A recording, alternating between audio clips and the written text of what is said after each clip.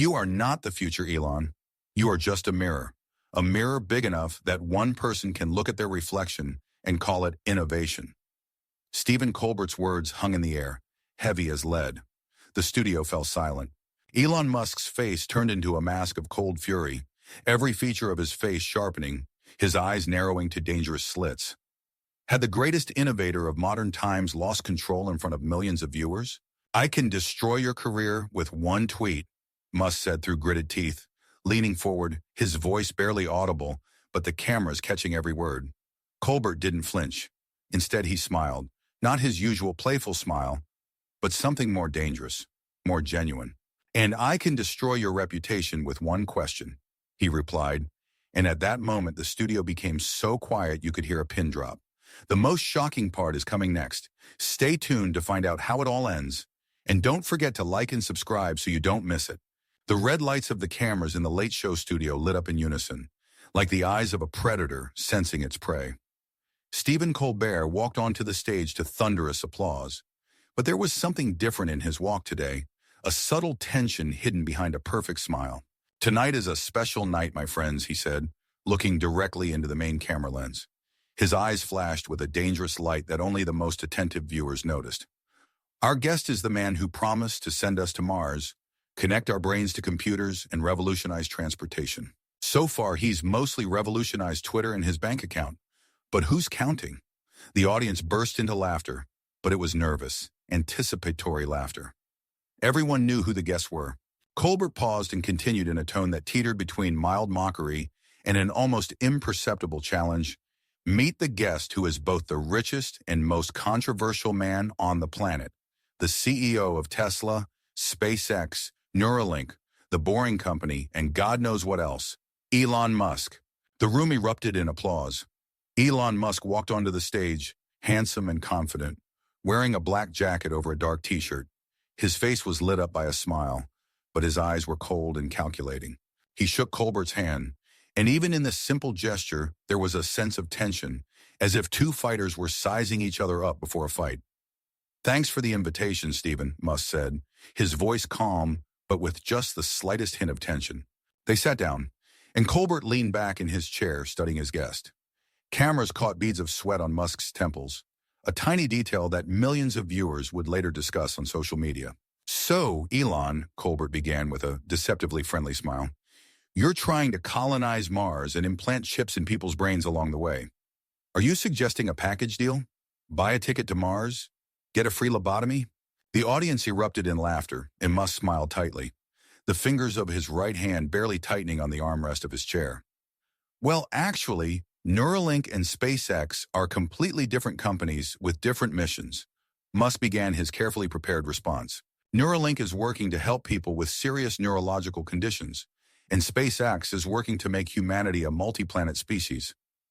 Sure, Colbert nodded, feigning seriousness. And who better to have chips implanted in your brain than a man whose cars occasionally, spontaneously catch fire when you look at them the wrong way? The audience burst into laughter again, but this time louder, with a hint of shock. Musk's face froze, as if carved from stone.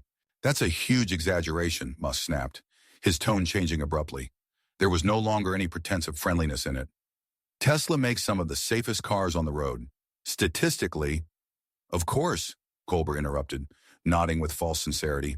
Nothing is safer than having your autopilot mistake a red light for a green one at 120 kilometers an hour. A wave of laughter mixed with awkward sighs swept through the studio. Musk visibly tensed, his fingers clenched into fists, and he sat up in his chair, deliberately slowly. Let's not pretend you understand engineering, Musk said coldly. You're a comedian, not a scientist. The audience gasped in unison. Such a direct attack on the host was beyond all the unwritten rules of the talk show. Colbert, however, did not look offended. In fact, a dangerous glint flashed in his eyes. He crossed his arms over his chest and leaned forward. I don't need to be an engineer, he retorted. I just need to read headlines about how your Cybertruck's doors jammed during a live demo. Again, the audience froze in silence for a second and then burst into laughter. Musk's smile disappeared completely, as if it had been erased. I came here to discuss real innovation, Musk said, his voice strained to the point of breaking point. Not to be cheaply attacked by a guy who has never created anything, and am here to stop billionaires from passing off hype as progress, Colbert responded instantly. There was no longer a hint of humor in his voice. He was focused entirely on his victim.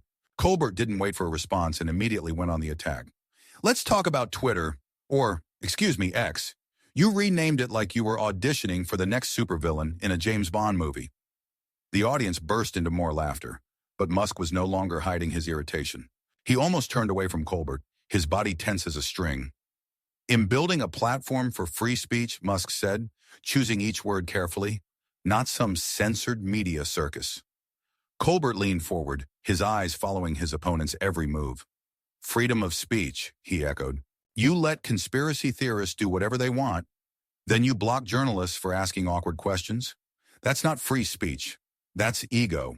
The audience's reaction was divided. Some laughed nervously, some applauded, others stood in tense silence. Musk's face transformed from annoyed to downright furious.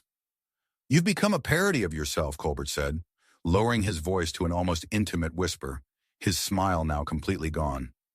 You were once a visionary. Now you're just a troll with a rocket. The atmosphere in the studio literally froze.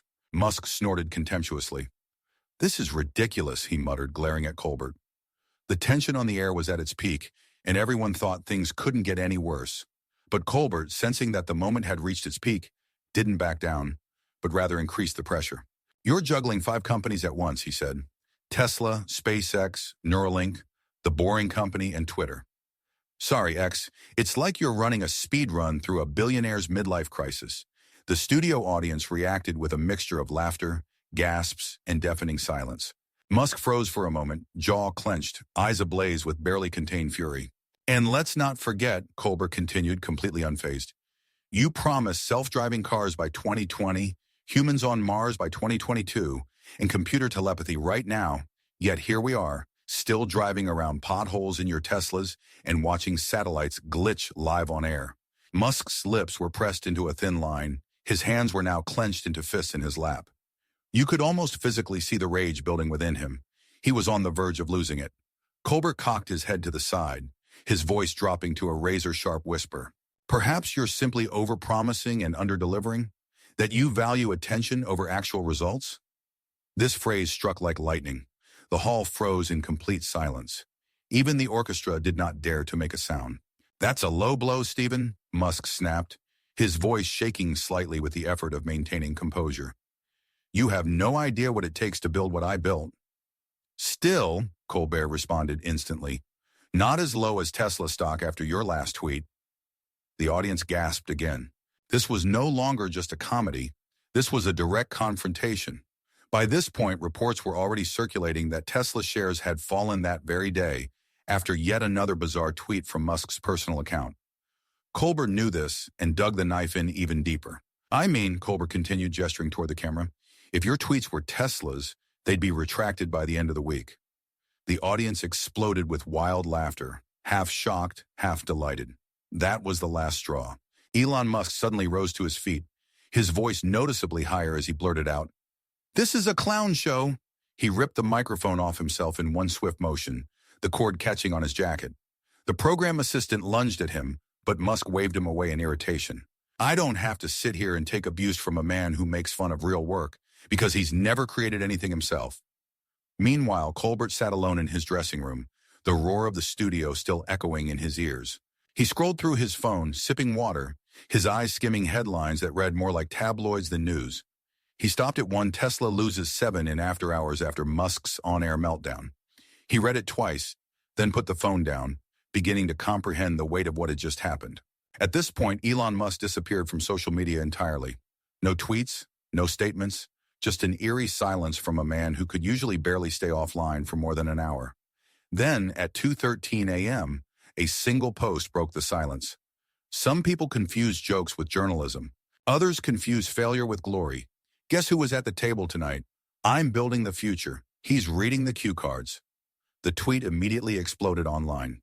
More than 400 retweets were posted within an hour. By dawn, YouTubers were picking apart every look, every smirk, every twitch of Musk's jaw during the interview.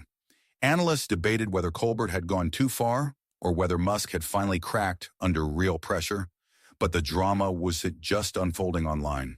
Behind the scenes, things were quickly heating up. CBS executives were furious.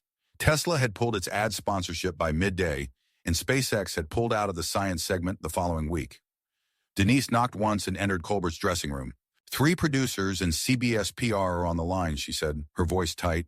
"They want a statement, preferably one that doesn't sound like you got pleasure from publicly humiliating a billionaire on live television." Colbert didn't even look up. "He came here expecting to get a free promo video," he said. "Instead, he got a serious talk and he didn't like it." "They're saying you may have cost the network millions," Denise warned. "This isn't just a TV spat. He's powerful, he's vindictive, and now he's angry." Colbert stood up, walked over to the mirror and straightened his tie. "Then perhaps he shouldn't be such an easy target," he said, his voice calm but his eyes blazing with an inner fire. At Tesla headquarters, Musk was already gathering his inner circle of trusted confidants. PR people, engineers, lawyers, even his brother. The interview played on repeat on a giant screen, but Musk didn't look at it once. "I want him off the air," Musk snapped, pacing the room furiously. His top lawyer frowned. "You can't cancel Colbert, Elon. He's not an app you own." "Then ill eclipse it," Musk growled. "Ill build something better, a platform that doesn't worship traditional media. Make the Late Show look like an antique." Hours later, the teaser was all over Musk's channels. Tesla screens, Starlink homepages, the X app everywhere. It showed a sleek logo and one-word vision, followed by a countdown. Launch in 72 hours. At the Ed Sullivan Theater, Colbert's team watched in disbelief. Denise held up her clipboard. "You need to see this," she said. Colbert stared at the live feed. Musk was sitting in a futuristic studio, speaking directly to his 170 million followers. "Today we are starting something new," he said. The countdown had begun, and war had been declared. This was no longer just a TV interview. It was personal. The internet exploded the moment Vision went live. Millions tuned in as the countdown hit 0, and the screen filled with pulsating lights, sleek transitions, in a futuristic studio straight out of a sci-fi movie. It didn't look like a talk show. It looked like a tech summit hosted by the villain of a superhero blockbuster. Elon Musk stepped into the spotlight in a charcoal turtleneck, his face calm, focused, and filled with a quiet fury. "Traditional media is broken," he began, "and we're going to fix it." His voice echoed across screens around the world. He didn't say Colbert's name, but he didn't need to. Every line, every word was a charged message. "We don't need canned laughter and pre-approved jokes," he said. "We need honest truth, real ideas, and fearless thinkers." People online went crazy. His fans cheered, calling him a visionary, a champion of free speech. But others saw something else in ego creating a playground where his voice alone could be heard loudest. Then came the real shock. Without warning, the screen changed to a new teaser, a silhouette in a chair across from Musk. Unmistakably Stephen Colbert. The audience lost their minds. Was this real? Was he really going to appear on Vision? The internet was split in half. Half were screaming, "Hez going to confront Elon again." The other half were saying, "This is fake, a bluff." But at the Ed Sullivan Theater, Colbert looked at the screen and said just 3 words, "This is an invitation." 2 nights later, the Vision premiere was broadcast live via X on Tesla screens, with more than 10 million viewers tuning in within the first 10 minutes. Then, without fanfare, the camera cut to another chair. There sat Stephen Colbert. No introduction, no smile, just a long, hard stare across the table. "You invited me?" Colbert said, his voice low and serious. "Here I am." Musk nodded, almost as if he respected the courage. "No filters," he said. "Get started." The tension was stifling. For a few minutes, all was calm. Musk repeated his mission to replace old media with a platform for truth. He accused the late shows of pushing narratives, of manipulating laughter, of using humor to obscure real agendas. Colbert listened intently, arms crossed, never flinching.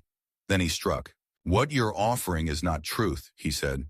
"What you're offering is confirmation bias in high definition. That's not freedom. That's ego wrapped in Wi-Fi." The studio fell silent. Musk didn't respond.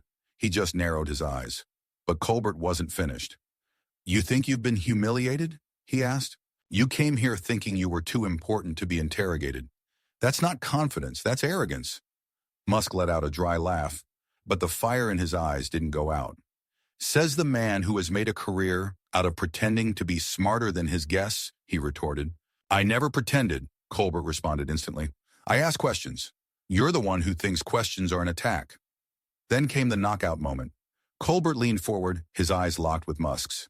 You are not the future, he said. You are a mirror big enough that one person can look at his reflection and call it innovation. The crowd watching online froze.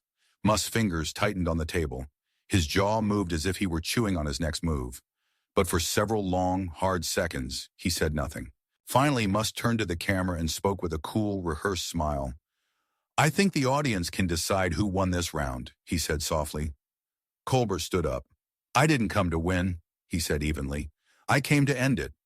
Then he turned and walked off stage, this time on his own terms. The internet went into an absolute frenzy. The clip of Colbert leaving Vision instantly topped global trending lists. Headlines were Hot Colbert confronts Musk again. Colbert ends with one sentence, Vision or illusion. News networks played the moment nonstop. Reddit threads analyzed every pause and glance. TikTok filled with reaction videos, some praising Musk, others hailing Colbert as a legend of media courage. But the aftermath told the real story. Vision continued, but it didn't become the media empire Musk had dreamed of. It found an audience, but not the kind of grip he had hoped for. His fans loved it, but advertisers were wary, and mass audiences weren't fully buying the idea. Meanwhile, on The Late Show, ratings were soaring. New viewers were tuning in every night, not for the jokes, but for the bite. People wanted to know if Colbert would strike again. Sponsors who had left were back. New deals had come in, but the network wasn't celebrating yet. Behind the scenes, executives were nervous, balancing support and fear. They wanted Colbert to move on, to tone it down, to apologize at least a little, but he refused. He believed the moment mattered and that someone had to stand up when authority began to construct its own reality. A week later, Colbert stood backstage before going on stage. Denise turned to him, lowering her voice. Do you think he'll ever come back to the show? Colbert adjusted his tie, smirking slightly. Only if he brings the clue cards, he said. She laughed. Are you going to talk about him today? He shook his head. I've already said everything I wanted to say. The curtain opened. The crowd cheered. Colbert walked onto the stage not as a man who had won, but as one who had stood his ground when it mattered most. But there was more to the apparent victory. While the cameras focused on Colbert's calm, confident face, things were happening behind the scenes. What no one knew was that Musk wasn't going to back down. At that very moment, as Colbert greeted the audience, Musk's team was launching an operation that would change the media landscape forever. Good evening, ladies and gentlemen. Colbert began his monologue with his usual energy, but inside him was a storm of emotion that even his closest colleagues were unaware of. Because the messenger on his phone just vibrated with a message that could change his whole life. I have something that will destroy you. Today at 23 o'clock, everyone will know the real Stephen Colbert. TikTok. Eminently. Chapter 2. On the Edge of the Abyss. Colbert felt cold beads of sweat trickle down his back, despite the perfect smile he maintained for the cameras. Every muscle in his body tensed as he automatically joked about the latest political news, and a voice inside him screamed, "What does he have?" In his mind, he sifted through the years of his life bad jokes, old tweets, private messages, confidential conversations. 20 years in show business accumulates a lot of skeletons. But what exactly? What could Musk have unearthed?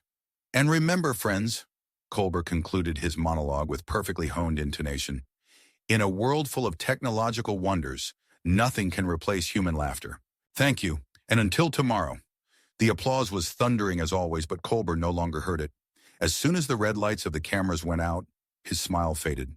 Denise! His voice cut through the post-shot chaos like a knife. She was instantly at his side, her face tightening as she saw the look in Colbert's eyes.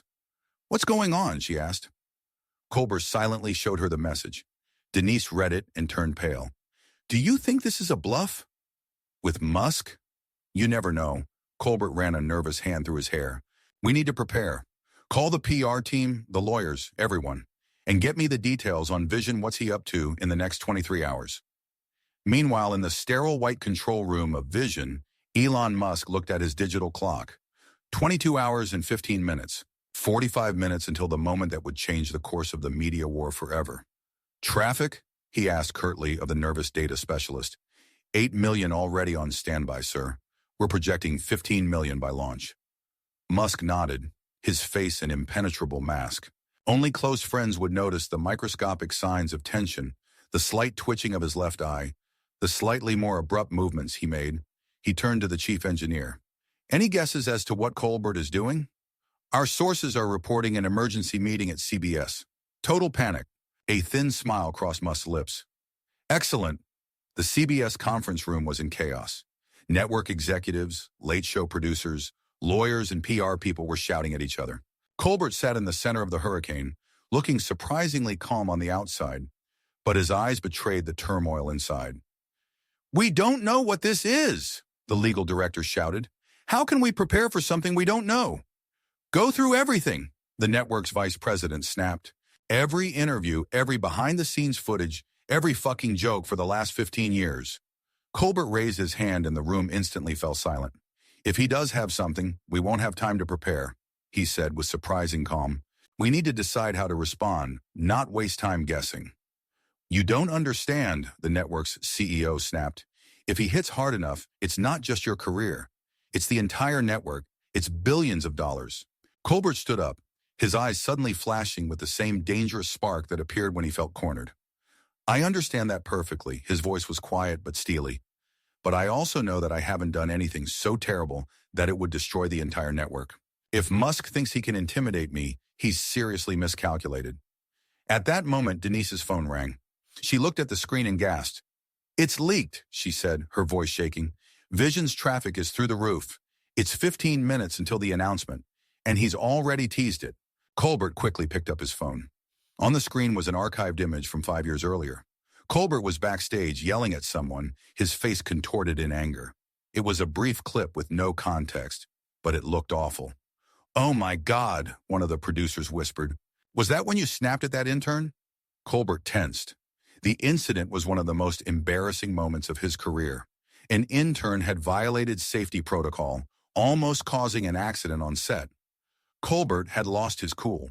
He had later apologized to the young man, and they had even become friends, but the tape showed only rage without context, without resolution.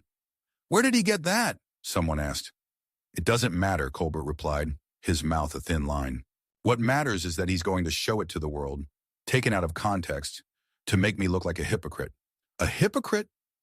I criticized his treatment of employees. Now he's going to show the world how I yell at an intern. The room fell into a heavy silence.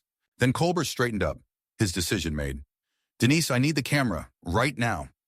What are you going to do? She asked, her eyes widening. Get ahead of him, Colbert replied. If he wants a war, he'll get one.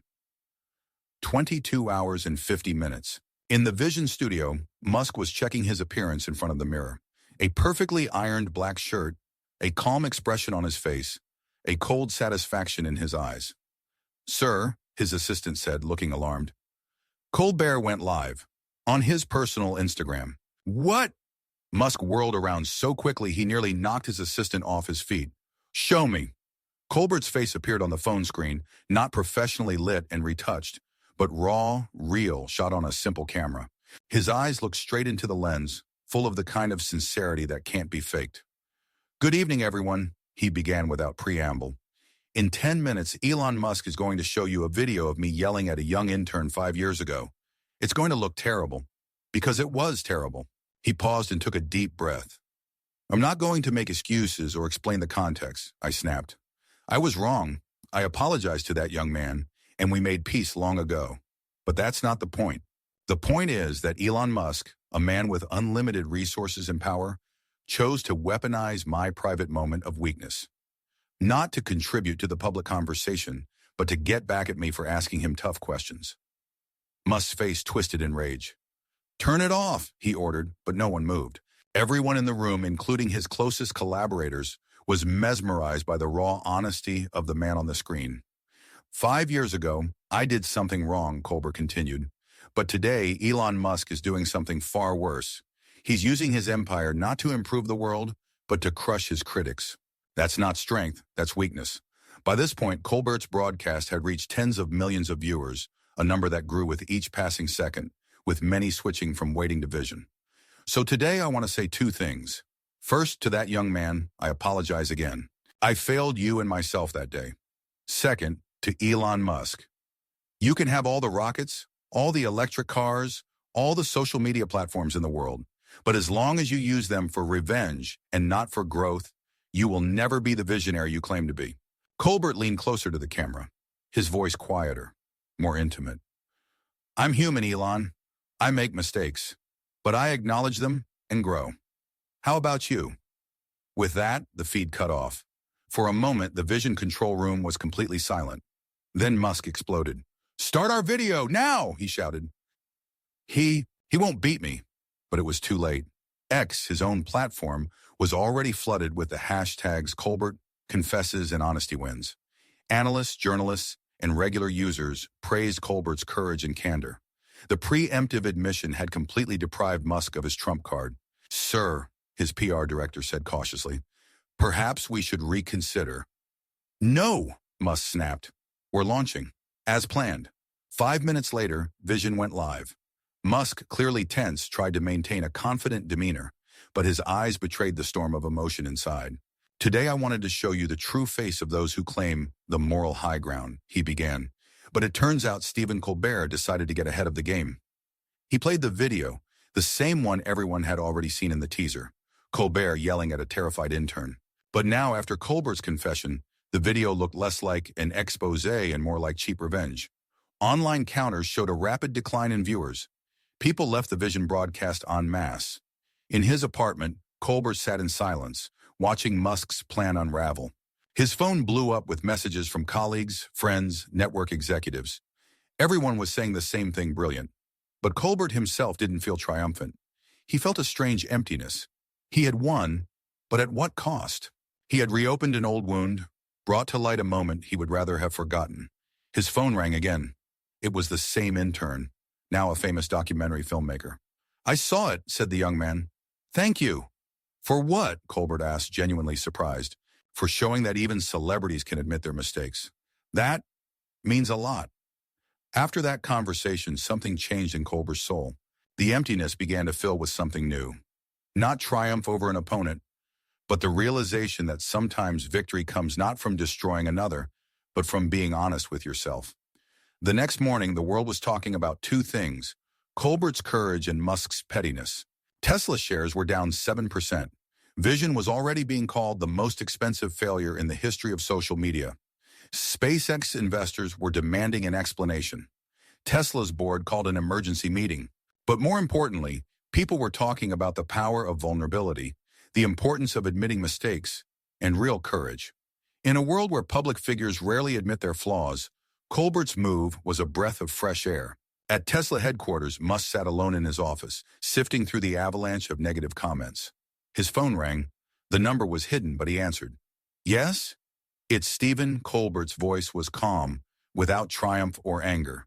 There was a long pause. What do you want? Musk finally asked, his tone suspicious. Offer a truce. Musk snorted. After you destroyed me in front of the world? Is this some kind of joke? No. It's an admission that this war is not good for any of us. Speak for yourself. You clearly won. Nobody won, Elon. You lost billions in market cap overnight.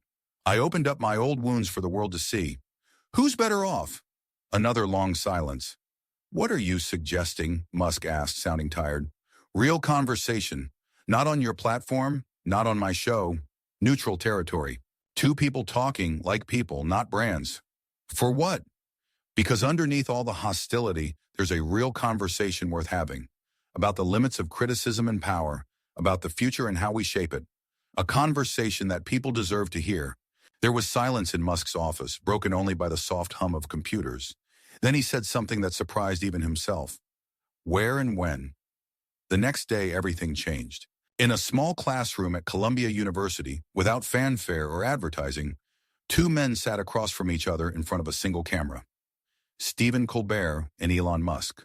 No scripts, no PR teams, just a moderatore, respected professor of ethics and philosophy. The live stream began without warning, spreading across all platforms at once. People who stumbled upon it stopped, transfixed by the strangeness of it all. Good afternoon, the moderator began. Today we are witnessing an unusual event, a conversation between two people who a few days ago were considered sworn enemies. No rules except mutual respect, no taboo topics. Colbert and Musk sat across from each other, their faces serious but open. Neither launched into an attack. Neither hid behind jokes or technical jargon. Why did you react so aggressively to my questions? Colbert began, his tone not accusatory but genuinely curious. Musk paused, then answered with unexpected honesty. Because you hit me where it hurts the most. I've been afraid my whole life of being a fraud. I'm afraid that people will see all my failures and decide that I don't deserve my success. Colbert looked surprised by such frankness. And my criticism struck precisely this chord? Yes, because I really didn't deliver on a lot of promises. Not in the time frames I said I would. And when you brought it up, I felt exposed. This sudden vulnerability from a man known for his impenetrable confidence shocked not only Colbert, but also the millions of viewers whose numbers grew by the minute. My turn, Musk said. Why are you targeting me? There are plenty of other billionaires, other CEOs. Colbert took a deep breath. Because you represent everything that scares me about the future. Massive power concentrated in the hands of people who are accountable to no one. Technology advancing faster than we can comprehend its implications. And charismatic leaders who make us believe that everything is under control, when in fact it is not. Musk nodded, not defending himself, simply accepting the point. The conversation lasted 3 hours, covering topics from personal fears to the future of artificial intelligence, from social responsibility to the cost of innovation. It was tense at times, but never personal. It was a dialogue the world had been craving without knowing it. By the end of the broadcast, more than 100 million people were watching simultaneously, a record that surpasses most popular sporting events. Social media was filled with discussions, quotes, analysis, but the most important thing happened in the last minutes. I still think you're wrong on a lot of things, Colbert said with a slight smile. And I still think you underestimate the complexity of what we're trying to do, Musk replied, also smiling. But I respect your passion, Colbert added. And I respect your honesty, Musk replied. The two men shook hands, not as newfound friends, but as adversaries who had learned to see the man behind the public persona. When the broadcast ended, no one felt like a loser. This wasn't a competition. This was something rarer and more precious, a genuine moment of human connection in an age of artificial interactions. The next day, the same headline appeared on the front pages of newspapers around the world, the conversation that changed the media. Because this really wasn't just a conversation between two famous people. It was a demonstration that even in the age of algorithms, filter bubbles, and echo chambers, real human conversation still has power.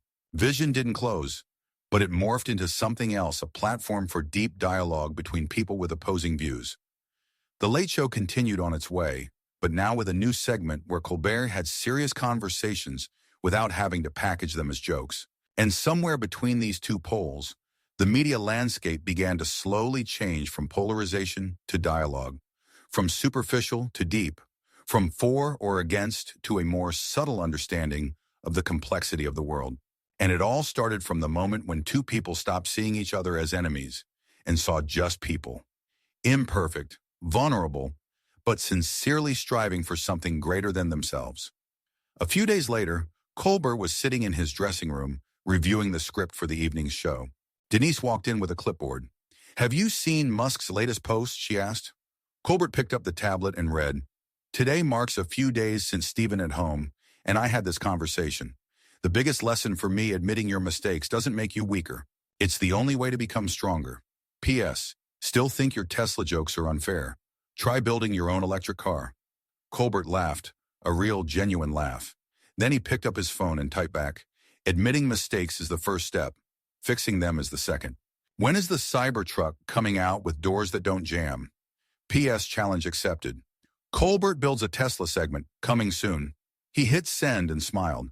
Not the smile of a TV presenter, but the smile of a man who has discovered new depth in a world he thought he already fully understood. Because sometimes the most important victories are the ones in which no one loses. And the deepest truths are born not in moments of conflict, but in moments of unexpected understanding. And in a world increasingly divided into warring camps, there is nothing more revolutionary than two opponents finding common ground. Not agreeing, but understanding. Not giving in, but respecting. And maybe that's where the real future lies. Not in the technologies we create, but in the conversations we have. Not in the victories we win over each other, but in the bridges we build between our different worlds. When Colbert walked onto the stage that night, there was something new in his eyes, a spark not just of comedic genius, but of deep human wisdom. And millions of viewers, without realizing it, sensed the change. Because true strength never comes from outside. It is born the moment we find the courage to see the world, and even our enemies as they really are. And in a world obsessed with power, there is nothing stronger than this simple yet rare human ability. Stephen Colbert and Elon Musk were sitting across from each other again. This time not in a TV studio or a university classroom, but at a conference on the future of media and technology. If you could go back to the night it all started, would you change anything? The moderator asked.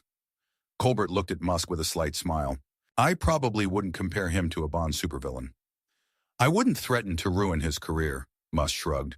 The audience laughed, but there was no malice in their laughter, only recognition of how far they had all come. But you know, Colbert added, suddenly serious, I'm not sure I'd change the outcome, because sometimes we have to go through confrontation to find authenticity. Musk nodded, his usual bravado giving way for a moment to something quieter and deeper. When you're building rockets and cars, it's easy to forget that the hardest engineering is human relationships. There was a silence in the room, not awkward, but filled with an awareness of the depth of the moment. And perhaps it was at that moment that everyone understood the main lesson of this story. In a world where algorithms increasingly determine what we see and hear, the most revolutionary act remains a simple human conversation, not for victory, but for understanding. Because real power never comes from making the world shut up and listen to you. It is about learning to listen to the world yourself.